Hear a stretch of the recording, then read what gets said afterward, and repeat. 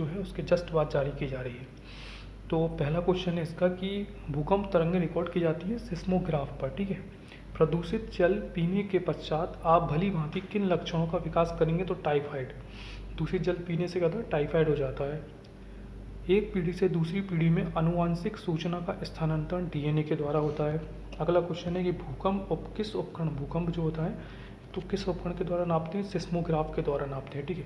विद्युत बल्ब में कौन सी गैस प्रयुक्त होती है? तो अक्रिय गैस है ना, इनएक्टिव गैस जो होती है वो विद्युत बल्ब में होती है, ठीक है। सबसे कठोर धातु प्लेटिनियम है, ठीक है। दूर स्थित वस्तुओं को देखने के लिए हम दूरबीन का उपयोग करते हैं, सभी को पता है। बैरोमीटर का उपयोग क्या है? वायुमंडलीय दाब को मापने। देखो ये क्वेश्चन बहुत बार पूछा गया है, मैक्सिमम टाइम ये क्वेश्चंस पूछे गए हैं आपको सारे के सारे। बैरोमीटर वाला देखो कम से कम 10 से 15 बार हर एग्जाम में पूछा गया है, बार बार पूछा जाता है ना। वायुमंडलीय दाब नापने की इकाई है बैरोमीटर। जल का आयतन सबसे कम होता है तो 4 डिग्री सेल्सियस पर जल का जो आयतन है वो जो घनत्व होता है उसका सबसे कम होता है। डॉक्टर सीवी रमन को नोबेल पुरस्कार 1930 में दिया गया था। अल्फांसो किसकी मतलब कि किसका जो वो है, क्या बोलते हैं इसको, किस्म है, आम की किस्म है, ठीक है। प्रकाश वर्ष किसकी इकाई है? दूरी की इकाई है। सबसे हल्की धातु होती है लिथियम। सबसे हल्की धातु कौन सी होती है? लिथियम सबसे हल्की धातु है, ठीक है। पौधों का कौन सा भाग जो है प्रश्वसन का कार्य करता है? तो उसकी पत्तियां जो है वो प्रश्वसन का काम करती हैं। छोटे जो बच्चे होते हैं उनमें ऐंठन या मरोड़ वगैरह आ जाती हैं, किस कमी से, किस विटामिन की कमी से? तो B6 की कमी से। विटामिन B6 की कमी से छोटे बच्चों में ऐंठन या वो मरोड़ वगैरह आने की संभावना रहती है, ठीक है। अगला क्वेश्चन है कि पोर्टलैंड सीमेंट के प्रमुख घटक होते हैं। तो लाइम, सिलिका और एल्यूमिना ये पोर्टलैंड सीमेंट के प्रमुख घटक होते हैं, ठीक है। अगला क्वेश्चन है कि इंसुलिन स्थापित होता है। इंसुलिन एक हार्मोन है जो पैनक्रिया से स्थापित होता है। पैनक्रियाज एक हमारी ग्रंथि है, ठीक है, जिससे इंसुलिन हार्मोन स्थापित होता है। और इंसुलिन जो हार्मोन है उसकी अधिक स्थापन से ही हमें डायबिटीज़ हो जाती है, ठीक है। पूरे विश्व की संरचना और उद्विकास को नियमित करता है कौन? गुरुत्वाकर्षण बल। ग्रह सूर्य के चारों ओर घूमते हैं, इसका क्या कारण है? इसका कारण है गुरुत्वाकर्षण बल, ठीक है। तो जो ग्रेविटेशनल चीज़ है, ठीक है। तो कहाँ थे हम? कि गुरुत्वाकर्षण बल मैंने आपको करा दिया था। ग्रह सूर्य के चारों ओर घूमते हैं, क्या कारण है? गुरुत्वाकर्षण बल के कारण। जो लेड जो भंडारित बैक्टीरिया होती हैं, जो बैक्टीरिया होती हैं उनमें सल्फ्यूरिक अम्ल का हम यूज़ किया जाता है। बैटरियाँ जो मतलब जो घरों में बैटरियाँ होती हैं ना उनमें कौन सा एसिड होता है? सल्फ्यूरिक एसिड होता है, ठीक है। प्रकाश संश्लेषण के दौरान कौन सी ऊर्जा निकलती है? ऊष्मीय ऊर्जा निकलती है, ठीक है। कौन सा रोग मच्छरों के द्वारा वाहित नहीं होता? तो जो टाइफाइड है मच्छरों के द्वारा नहीं होता है। टाइफाइड किससे होता है? टाइफाइड कौन से रोग से? टाइफाइड हमारा दूषित जल से होता है, ठीक है।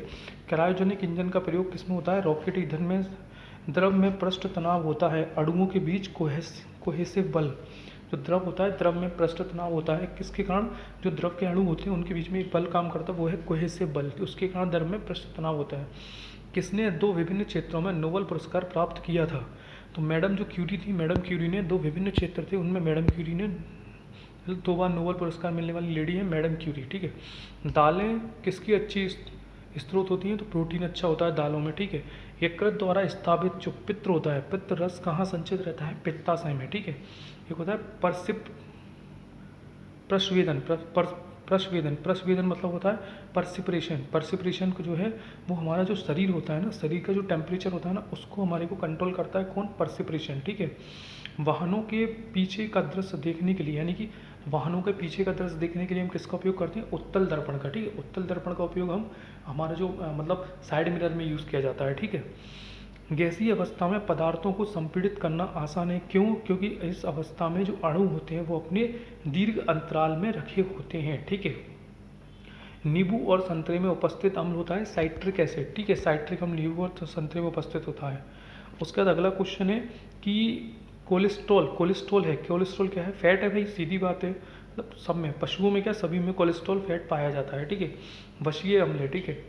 किसी रेफ्रिजरेटर में फ्रीजर शीर्ष पर रखा जाता है। फ्रीजर क्यों रखा जाता है टॉप पर? रेफ्रिजरेटर में नहीं, फ्रीज होता है। फ्रीज में जो फ्रीजर होता है हमारे घरों में, फ्रीज जो उसमें फ्रीजर होता है वो ऊपर की साइड होता है। क्यों होता है? क्योंकि संवहन धाराओं के द्वारा अंदर का जो पूरा भाग है वो ठंडा हो, ठीक है। एक साधारण घड़ी गर्मी में सुस्त हो जाती है, क्यों? क्योंकि पेंडुलम की जो लंबाई है वो गर्मियों में थोड़ी बढ़ जाती है, इसलिए इसका जो दोलन है वो भी बढ़ जाता है, ठीक है। वायुमंडलीय दाब की माप की जाती है बैरोमीटर के द्वारा। सूक्ष्म जीवाणु युक्त जो पदार्थ होते हैं शीतोष्ण एक प्रक्रिया, नहीं ये क्या है, सूक्ष्म जीवाणु युक्त पदार्थ का शीतलीकरण, शीतलीकरण एक प्रक्रिया है जिसका कार्य जीवाणुओं को नष्ट करना। ठीक है, मतलब हम फ्रीज वगैरह में क्यों रखते हैं किसी भी चीज़ को, क्योंकि वो ख़राब नहीं हो तो उसके जीवाणु जो होते हैं पनप नहीं पाते, इसलिए वो चीज़ें हमारी कोई भी चीज़ फ्रीज में रखते हैं वो ख़राब नहीं होती है। ठीक है, रेशम के जो कीड़े होते हैं उनका पालन क्या कहलाता है, सेरीकल्चर। अब देखो आपको ये सब चीज़ें ये पढ़नी है, ये बहुत कहीं भी मिल जाएगी, जो साइंस की लूसेंट आती है वहाँ बहुत सारे, तो सेरीकल्चर, एपीकल्चर, ये सब चीज़ें पढ़नी है आपको, बहुत पूछी जाती हैं क्वेश्चंस में। ठीक है, प्लास्टर ऑफ पेरिस के जमने में सम्मिलित होता है ऑक्सीजन। ठीक है, पीओपी जो है, पीओपी जम जाती है किस लिए, कि ऑक्सीजन की उपस्थिति में। ध्वनि तरंगे हैं आंशिक लंबवत और आंशिक तिर्यक। ठीक है, किसका उपयोग ऊंचाई नापने में किया जाता है, अल्टीमीटर का उपयोग ऊंचाई मापने में किया जाता है। अगला क्वेश्चन है कि स्थिर तापमान पर कंडक्टर में वहनशील तरंगे दोनों छोरों के बीच महत्वपूर्ण अंतर के अनुपात में चलती हैं, इन्हें क्या कहते हैं, ओम के नियम में जो है वो जो स्थिर टेम्परेचर, ओम के नियम में क्या होता है, स्थिर टेम्परेचर पर कंडक्टर में जो वहनशील तरंगे होती है वो दोनों छोरों के बीच में चलती हैं, उनका जो अनुपात होता है उसे हम ओम का नियम कहते हैं। कैमरे में उपयोग किया जाने वाला जो लेंस होता है, यानी जो फोटोग्राफी कैमरा होता है उसमें उत्तल लेंस का उपयोग किया जाता है। और किस में किया जाता है, उत्तल लेंस का, साइड मिरर में उत्तल लेंस का उपयोग किया जाता है। ठीक है, दाढ़ी बनाने के में किसका उपयोग किया जाता है, दाढ़ी बनाने के कांच में अवतल लेंस का उपयोग करते हैं। ठीक है ना, एक स्वतंत्र रूप से लटका हुआ चुंबक सदा स्थिर होता है, क्यों, उत्तर दक्षिण दिशा में स्थिर होगा, नॉर्थ और साउथ जो ध्रुव होते हैं। ठीक है, एक वस्तु को कहाँ रखा जाए ताकि उसकी एक मूल तथा आभासी स्थिति उत्तरोत्तर लेंस द्वारा समान आकार में पाई जा सके, तो उसे हम फोकस दूरी के दुगनी लंबाई पर रखेंगे तो होगा। ठीक है, ये ऑक्सीजन की उपस्थिति में ग्लूकोज का कार्बन डाइऑक्साइड और पानी में ऊर्जा के विमोचन में संपूर्ण रूपांतरण क्या कहलाता है, वायु श्वसन। किसी तारे की दूरी को नापने के लिए प्रयुक्त इकाई है प्रकाश वर्ष, तो प्रकाश वर्ष किसकी इकाई है, क्या मापने की, दूरी मापने की इकाई है।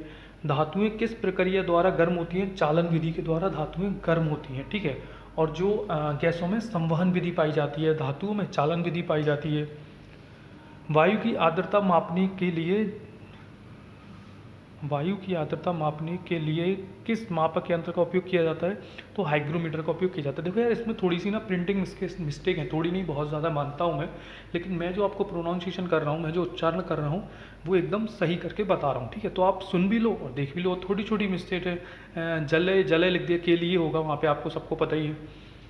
अश्व यदि, यानी कि जो अश्व यदि एकाएक चलना प्रारंभ कर दे तो अश्वारोही के गिरने का, ये न्यूटन वाला नियम आ जाएगा, विराम का जड़त्व। ठीक है, न्यूटन की कोई वस्तु अगर एक स्थिर अवस्था में है और वो स्थिर ही रहेगी जब तक कि उस पर कोई बहाबल ना लगाया जाए, और वो चलती रहेगी जब तक कि उस पर कोई, मतलब उसको किसी बल के द्वारा ना रोका जाए। तो पहला ये न्यूटन का पहला नियम है। ठीक है,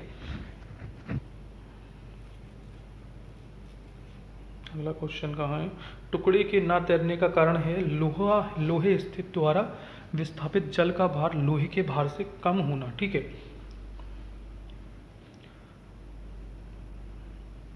दांतों के डॉक्टर द्वारा परीक्षाधीन दांत पर प्रकाश संकेंद्रित करने के लिए, अगला क्वेश्चन बता रहा हूँ मैं, कि जो दांतों के डॉक्टर होते हैं, दांतों के डॉक्टर के द्वारा परीक्षाधीन दांत पर प्रकाश जो होता है उसको संकेंद्रित करने के लिए किस किस्म के दर्पण का प्रयोग किया जाता है, तो अवतल दर्पण का प्रयोग किया जाता है। ठीक है, तो क्वेश्चन आए कि जो डेंटल होते हैं, डेंटल किस लेंस का उपयोग करते हैं, तो अवतल लेंस का उपयोग करते हैं।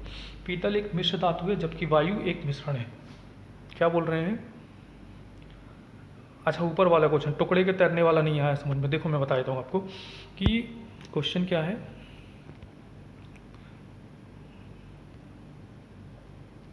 अश्व यदि एकाएक चलना प्रारंभ कर दे तो अश्वारोही के गिरने की आशंका का कारण है। देखो मैं बता रहा हूँ, देखो एक घोड़े पे एक व्यक्ति बैठा हुआ है और एकदम खड़े हुए हैं दोनों अभी एकदम से।